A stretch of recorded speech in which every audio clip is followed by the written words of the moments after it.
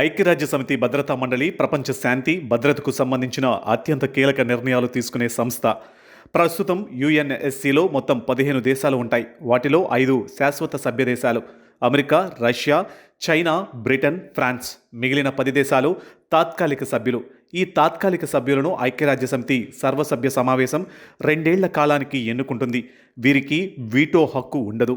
కానీ ప్రపంచ భద్రత, ఆంక్షలు, శాంతి దళాల నియామకం, యుద్ధాలపై చర్చల్లో కీలక పాత్ర పోషించే అవకాశం ఉంటుంది. అందుకే ప్రపంచంలోని ప్రతి అభివృద్ధి చెందుతున్న దేశం యుఎన్ఎస్సిలో సభ్యత్వాన్ని ప్రతిష్టాత్మకంగా భావిస్తుంది.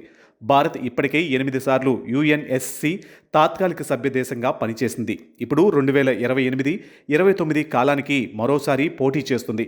భారత్కు ఇది కేవలం ఒక సీటు మాత్రమే కాదు, ఇది ప్రపంచ రాజకీయాలలో తన ప్రభావాన్ని మరింత బలపరుచుకునే అవకాశం. ప్రస్తుతం భారత్ ప్రపంచంలో అత్యధిక జనాభా కలిగిన దేశం, 5వ అతిపెద్ద ఆర్థిక వ్యవస్థ. అంతేకాదు, ప్రపంచ శాంతి పరిరక్షణ దళాలకు అత్యధిక సైనికులను అందించిన దేశాలలో కూడా భారత్ ముందంజలో ఉంది.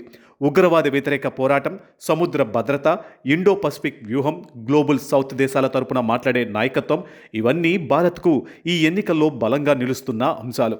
గత కొన్ని దశాబ్దాలుగా ఆసియా పసిఫిక్ గ్రూపుల్లో భారత్ పోటీ చేసిన సందర్భాలలో చాలాసార్లు ప్రత్యర్థి ఉండేది కాదు. కానీ ఈసారి పరిస్థితి మారింది. మధ్య ఆసియా దేశం తాజికిస్తాన్ కూడా అదే స్థానానికి పోటీ చేస్తుంది. తాజికిస్తాన్ చిన్న దేశమే అయినప్పటికీ ఇస్లామిక్ దేశాల సమైక్య ఓఐసీ నుంచి రాజకీయ మద్దతు లభించే అవకాశం ఉందనే చర్చ జరుగుతుంది. భారత్కు సంబంధించిన కశ్మీర్ అంశంపై ఓఐసీ గతంలో పలుమార్లు విమర్శలు చేసింది. అందువల్ల కొన్ని దేశాలు తాజికిస్తాన్ మద్దతు ఇచ్చే అవకాశాలపై విశ్లేషణలు వస్తున్నాయి. ఎన్నికల్లో ఓటు వేసేది మొత్తం 193 యుఎన్ సభ్య దేశాలు. కాబట్టి ఒక్క ఓఐసీ మద్దతు మాత్రమే విజయం హామీ ఇవ్వదు. ఈ ఎన్నికల్లో భారత్కు ఉన్న అతిపెద్ద బలం దౌత్య సంబంధాలు.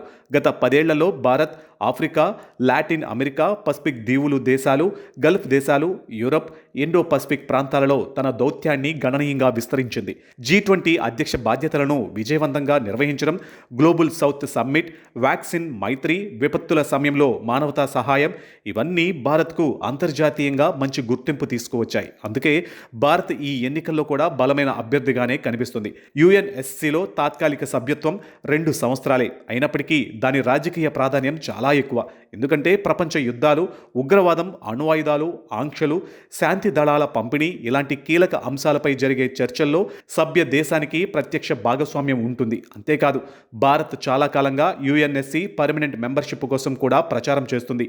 ఈ నేపథ్యంలో వరుసగా విజయవంతమైన తాత్కాలిక సభ్యత్వాలు భారత్ వాదనకు మరింత బలం చేకూరుస్తాయి.